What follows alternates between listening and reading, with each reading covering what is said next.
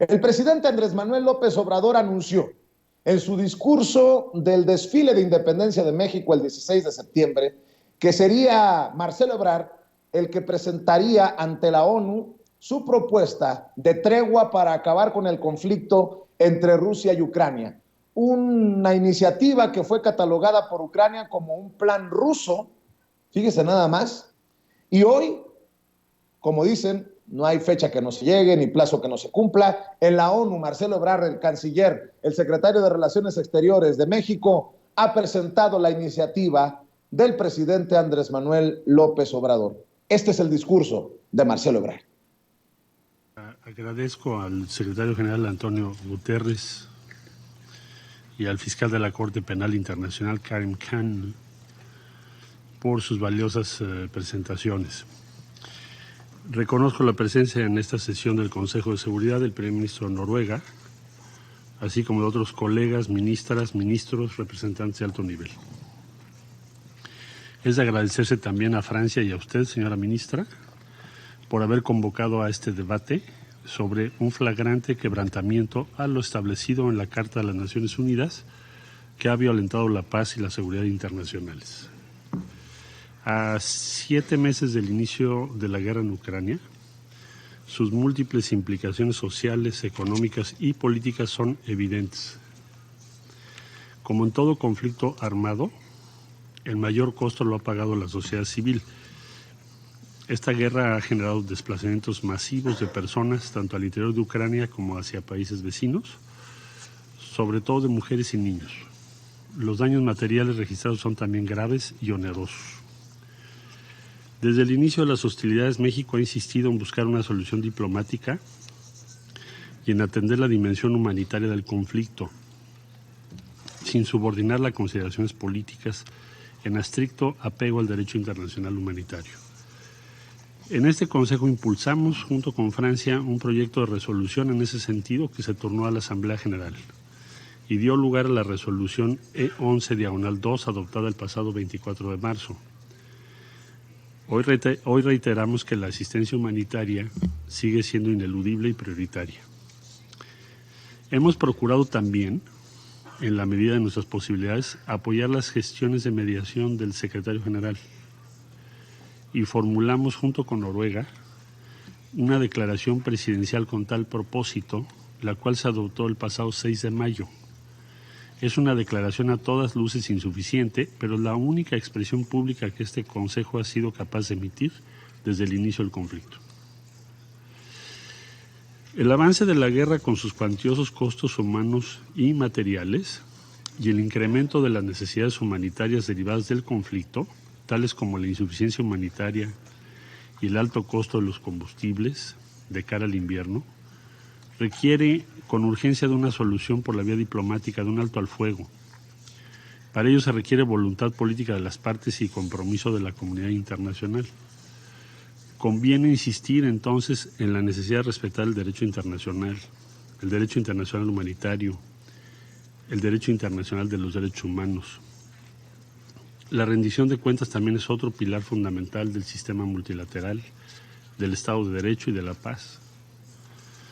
Por ello, sin pretextos ni condiciones, los responsables de los crímenes que se hayan cometido en Ucrania deben ser llevados ante la justicia. En ese sentido, es fundamental el trabajo de la Corte Penal Internacional para investigar las denuncias presentadas sobre presuntos crímenes de guerra y de lesa humanidad. Seguiremos con la mayor atención los avances de dichas investigaciones. Es señaladamente preocupante la dimensión del riesgo nuclear derivada de los enfrentamientos alrededor de la planta nuclear de Zaporizhia. Asegurar su integridad y buen funcionamiento es crítico para evitar la peor de las catástrofes posibles. Respaldamos las recomendaciones formuladas por el Organismo Internacional de Energía Atómica tras su inspección técnica, las cuales deben ser acatadas de inmediato, y apoyamos los llamados para crear un perímetro de seguridad alrededor de la planta. Finalmente, reconocemos el valor que representa la firma de la iniciativa de granos del Mar Negro. Los índices de la FAO muestran que los precios de los granos en los últimos 2 meses han empezado a disminuir, Es una muestra del valor que tiene la diplomacia. Aún en medio de la guerra, el diálogo y los acuerdos son posibles. Es fundamental también poder garantizar el acceso de los fertilizantes a los mercados globales y nos alienta a saber que se han dado ya pasos concretos en esa dirección. Reconocemos ampliamente el liderazgo que ha tenido el secretario general de la ONU, así como el presidente de Turquía en la gestión de los acuerdos suscritos. Señora Presidenta, desde el inicio del conflicto, la posición de mi país se ha sustentado en nuestros principios constitucionales de política exterior, los cuales están en consonancia con los principios y propósitos de la Carta de las Naciones Unidas. Señaladamente, la no intervención, la solución pacífica de las controversias y la proscripción de la amenaza o el uso de la fuerza. No hay espacio para la ambigüedad. La coexistencia pacífica de los estados depende precisamente del respeto de todos ellos, no puede haber excepciones. En estos meses hemos sido claros al reiterar la importancia del artículo 2 de la Carta de la ONU relativo a la proscripción del uso de la fuerza contra la integridad territorial e independencia política de cualquier estado.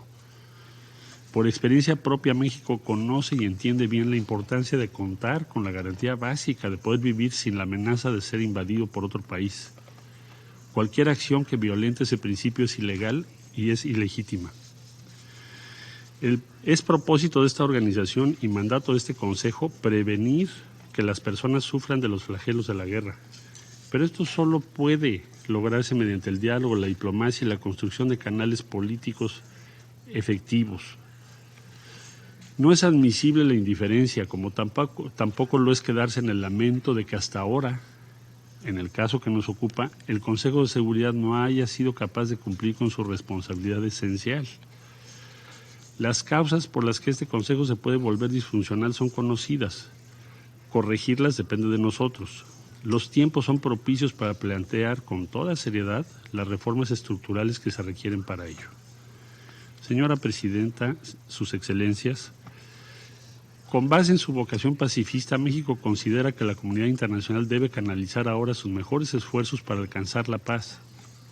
En tal sentido es que me permito compartirles la propuesta del presidente de México, Andrés Manuel López Obrador, para fortalecer los esfuerzos de mediación del secretario general, Antonio Guterres, mediante la formación de un comité para el diálogo y la paz en Ucrania, con la participación de otros jefes de Estado y de Gobierno, incluidos de ser posible Su Excelencia Narendra Modi de la India y Su Santidad el Papa Francisco. El objetivo sería muy claro: generar nuevos mecanismos para el diálogo y crear espacios complementarios para la mediación que fomenten la confianza, reduzcan las tensiones y abran el camino hacia una paz duradera. La delegación de México proseguirá con las consultas necesarias con el único propósito de poder contribuir como un actor imparcial y de buena fe para generar un amplio respaldo a las gestiones de mediación que encabeza el secretario general, así como el comité mencionado, cuya conformación esperamos proceda con el respaldo de los Estados miembros de la ONU que así lo decidan. Como lo ha dicho el señor secretario general, es tiempo de actuar, comprometerse con la paz. Resignarse a la guerra es siempre ir al precipicio. Muchas gracias. Qué fuerte mensaje para cerrar su discurso de Marcelo Ebrard en la ONU. Y para comentar, saludo a mi buen amigo Antonio Toño Ruiz allá en cualquier parte de Kansas City, Missouri, en donde se encuentra y desde donde transmite. Mi querido Toño, pues el presidente cumple con presentar una propuesta de tregua con invitación al primer ministro de India, a su santidad el Papa Francisco, y bueno, pues ahora a esperar las reacciones precisamente de diferentes naciones que estarían o no comprometidas con esta iniciativa de México. Vicente, saludo con mucho gusto desde aquí, desde el medio oeste de la Unión Americana, a ti y a todo el público consentidor de Sin Censura. Fíjate que mientras escuchaba al canciller Marcelo Ebrard dar este mensaje ante la Asamblea General de las Naciones Unidas, no dejaba de pensar en las respuestas por parte de, pues vamos, tanto Ucrania como los conservadores y la oposición en México. Se espera obviamente de los conservadores y de la oposición en México. Ya hemos visto los circos que se arman.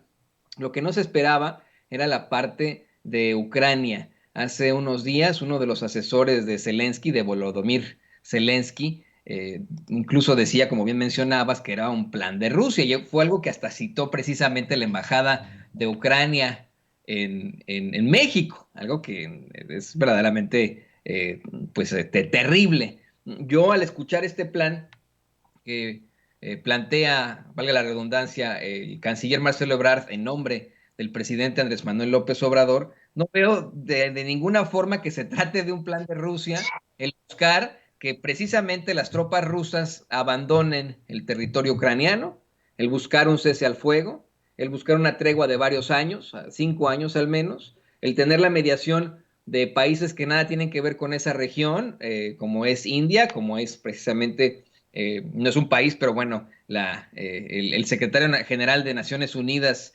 Antonio Guterres, la India con Narendra Modi y por supuesto el Papa Francisco. No le veo ni pies ni cabeza a esos planteamientos que se hacen desde Ucrania y desde la ultraderecha mexicana, ¿no? Creo que es algo que debería aprovechar Volodymyr Zelensky, querido Vicente y público consentidor, debería aprovechar ahora que se está haciendo esta solicitud de paz, debería aprovechar el momento histórico en el que muchos rusos están protestando contra la guerra, ahora que Putin anunció que va a buscar enviar 300,000 reservistas a Ucrania y que comenzó a haber una salida de personas desde Moscú y desde varias partes de Rusia, comenzó a haber una serie de protestas en todo el país. Creo que es el momento perfecto para que un país como Ucrania diga, ¿saben qué? Yo también quiero la paz, me sujeto a este plan que hace el presidente López Obrador, pero no, creen que es un plan ruso, que se salgan los rusos de Ucrania, qué barbaridad, ¿no?